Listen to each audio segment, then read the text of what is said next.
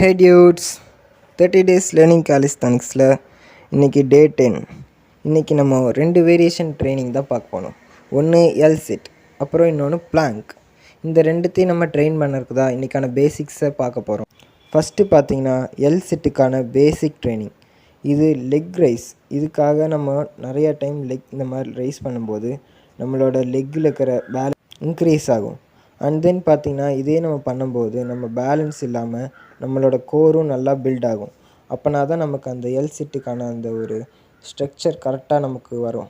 So next one பார்த்திங்கன்னா இதை நம்ம முடித்ததுக்கப்புறம் டக் பிளாங்க் பண்ணணும்.